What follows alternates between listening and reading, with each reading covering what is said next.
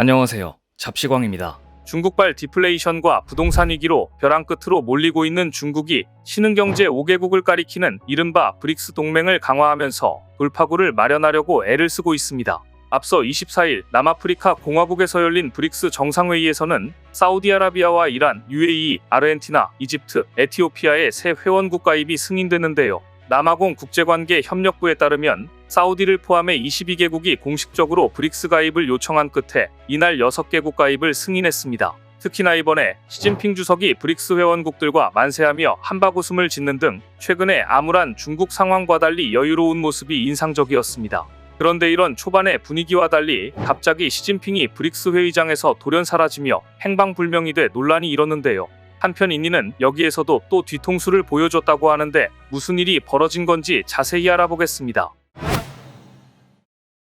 제15차 브릭스 정상회의에 참석한 시진핑 주석은 제일 먼저 중국 경제의 호황 기조가 변하지 않을 것이라고 자신있게 말했는데요. 특히나 중국 경제의 성장 잠재력이 여전히 크고 활력이 충분하다며 높은 수준의 개방을 추진하고 시장화, 법치화, 국제화된 인류 비즈니스 환경을 조성할 것이라고 강조했습니다. 중국은 브라질, 러시아, 인도, 중국, 남아프리카 공화국으로 구성된 신흥경제 5개국 브릭스 회원으로 최근 몸짓을 크게 불리면서 미국 중심의 G7을 넘어서려 하고 있는 중입니다. 실제로 중국은 브릭스를 기반으로 흔들리고 있는 중국 경제 기반을 다시 잡으려 안간힘을 쓰고 있는 상황입니다. 그런데 이번 브릭스 정상회의에서 푸틴은 우크라이나에서 전쟁을 일으킨 건 서방이며 러시아는 평화로운 사태 해결을 원한다는 말도 안 되는 주장을 되풀이하면서 찬물을 끼얹었습니다.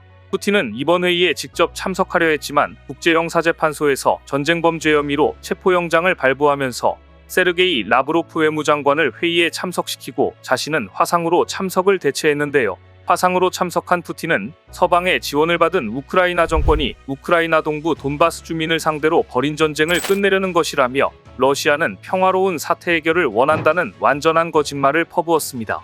그러나 이런 푸틴의 발언이 이어진 정상회담 현장에서는 소리도 이상하게 나오며 급히 발언을 끝마치게 됐습니다. 그런데 제15차 브릭스 정상회의가 지난 24일을 끝으로 폐막한 가운데 정상회의 행사장에서 일어난 황당한 일이 뒤늦게 주목을 받고 있는 중인데요. 다름 아닌 회의의 메인 이벤트라 할 수 있는 23일 비공개 정상회의에서 시진핑 주석의 통역으로 추정되는 수행원이 현지 보안요원에 의해 제지받아 행사장을 출입하지 못하는 영상이 SNS를 통해 퍼진 겁니다. 특히나 시진핑도 당황한 듯 멈춰서 난감한 표정을 지은 게 킬포인트로 순식간에 우스꽝스러운 모습이 연출돼 난리가 났습니다. 해당 영상을 보면 시진핑은 커다란 문을 지나 레드카펫을 따라 천천히 행사장을 진입했고 잠시 뒤 가방을 든 통역원이 허겁지겁 빠른 걸음으로 시진핑을 뒤따릅니다. 그런데 갑자기 현지 보안요원이 달려들어 문 앞을 막아서더니 그를 막아서고 통역원을 벽으로 밀어붙였습니다. 시진핑은 태연히 레드카펫을 걷다가 소동이 일자 뒤를 돌아보고 머쓱한 표정을 드러냈고 몇 걸음 더 걷더니 이내 당황한 듯 멈춰서 난감한 표정을 지었는데요. 해당 영상에서 보안요원에 의해 제지당한 수행원이 누군지 정확히 어떤 이유로 제지당한 건지 알려지지 않았으나 영국 언론은 그가 통역관이었을 거라고 추정했습니다. 중화권 언론에 따르면 시진핑의 영어 실력이 아주 훌륭한 편이 아닌 것으로 알려졌기 때문입니다. 이렇듯 제대로 준비 안 된 주먹구구식으로 운영되고 있는 브릭스의 한계와 현실을 이번 정상회담을 통해 여실히 보여주면서 전 세계의 한계점을 명확히 드러내는 꼴이 됐습니다.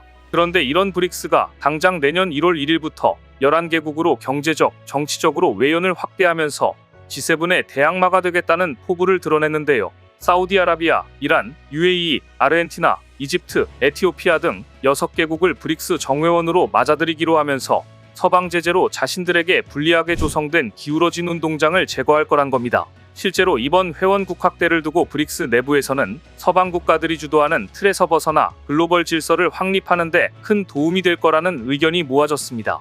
블룸버그에 따르면 브라질 룰라 대통령은 이번 합의로 브릭스가 구매력 평가 기준 세계 GDP의 36%, 세계 인구의 46%까지 확대될 것이라고 설명했습니다. 여기에 더해 시진핑 주석은 회원국 확대는 브릭스 협력의 새로운 출발점이라며 브릭스 협력 메커니즘에 새로운 활력을 불어넣을 것이라고 큰 기대감을 드러냈습니다. 하지만 사실 이런 기대감은 그저 일장춘몽에 그칠 것으로 보이는데요.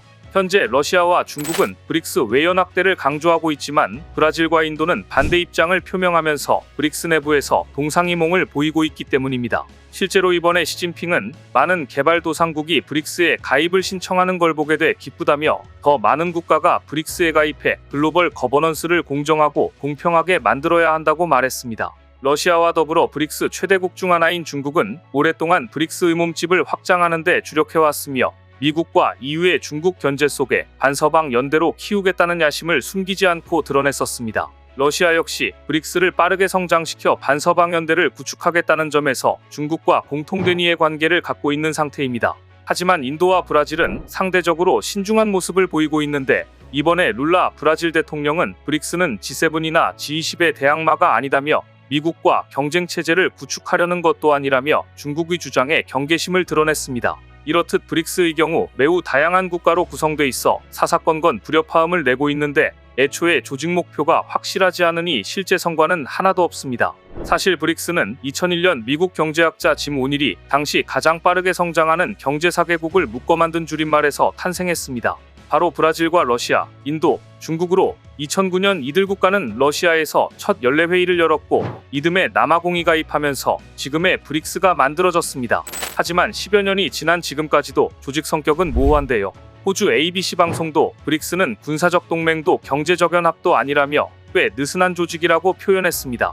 이렇게 조직 목표가 확실하지 않으니 실제 성과가 나오기 쉽지 않은데 지금까지 그나마 눈에 띄는 결과물은 2015년 브릭스 개발은행을 세운 겁니다. 세계은행, IMF와 같은 서방 주도의 국제 금융체제에 대안을 제시한다는 포부로 탄생했지만 세계은행과 비교조차 할 수 없을 정도로 뚜렷한 성과가 없습니다.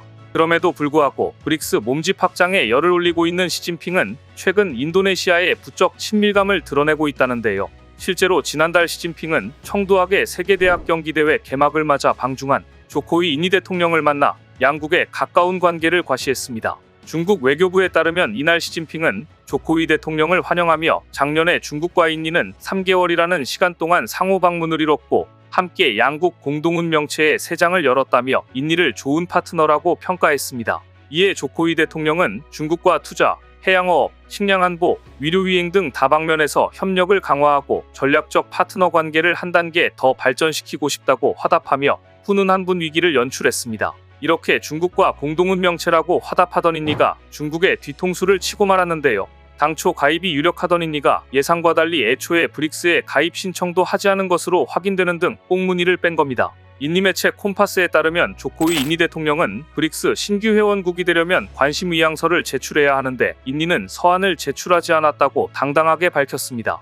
그는 브릭스 회원국과의 관계가 좋고 특히 경제 분야에서 매우 돈독한 사이라면서도 브릭스 가입을 검토 중이지만 서두르고 싶지 않다. 연구가 먼저 돼야 한다고 선을 그었습니다.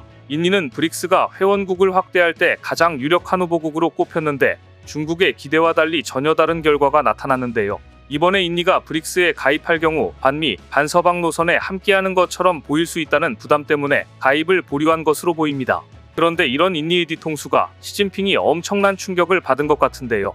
브릭스 5개국 정상이 참석해야 할 비즈니스 포럼에 시진핑이 돌연 사라지면서 행방이 묘연해진 겁니다. 실제로 이번 회의의 공동의장으로 폐막사를 하기로 했던 시진핑이 예정 없이 갑자기 불참하면서 왕원타오 중국 상무장관이 시진핑 의연설을 대독하는 일이 벌어졌습니다. 시진핑은 지난 21일 저녁까지만 하더라도 남아공에 일찍 도착해 시릴라마포사 남아공 대통령과 양자회담을 갖는 등 일정을 정상적으로 소화하고 있었는데요. 그러나 중요연설을 갑자기 생략하면서 인니의 가입 보류 의사에 엄청난 충격과 멘붕에 빠진 모습을 보였습니다. 이런 갑작스런 상황에 일각에서는 브릭스 회원국 확대를 둘러싼 5정상의 불협화음이 표출된 거란 말이 나오기도 했는데요. 앞서 말씀드렸던 것처럼 중국과 러시아는 몸집을 키워 G7을 넘어 G20의 대항마로 키우고 싶어 하지만 인도와 브라질은 브릭스가 G7의 대항마가 돼서는 안 된다는 입장을 견지하고 있습니다. 이런 인도와 브라질 등의 강력한 반대로 중국의 큰 그림이 그려지지 않자 급기야 회의가 파행되는 등 불협화음이 거듭되고 있는 상황입니다. 현재 브릭스 5개국이 세계 GDP에서 차지하는 비중은 26%로 G7을 따라잡고 있었는데 이번에 새로 가입한 국가들까지 합치면 비중이 36%로 확대되면서 G7과의 격차를 벌렸습니다. 하지만 가입 신청국들의 경제적 체급이 너무나 제각각이라 논란이 되고 있는 상황이라 몸집만 커졌을 뿐 중국이 기대하는 경제적, 정치적 경쟁 차원에서 아무런 득이 될 게 없다는 평가입니다. 특히나 매우 다양한 국가로 구성돼 있어 중요한 이슈에 대해 서로 다른 견해를 갖고 있기에 브릭스가 미국의 지정학적 라이벌이 될 것으로 보지 않는다는 시선이 지배적입니다. 이런 가운데 GDP 규모 세계 15위인 자원북국 인니까지 빠지면서 시진핑이 꿈꾸고 있는 브릭스가 새로운 글로벌 경제 리더가 될 수 있다는 목표와 점점 멀어지고 있는데요. 한계점이 분명한 브릭스가 시진핑이 그리는 대로 G7의 대항마가 될 수 있을지 난잡함의 집합소가 될지 관심 있게 지켜보겠습니다. 오늘 준비한 소식은 여기까지입니다. 댓글을 통한 여러분들의 많은 의견 기다리겠습니다. 시청해주셔서 감사합니다.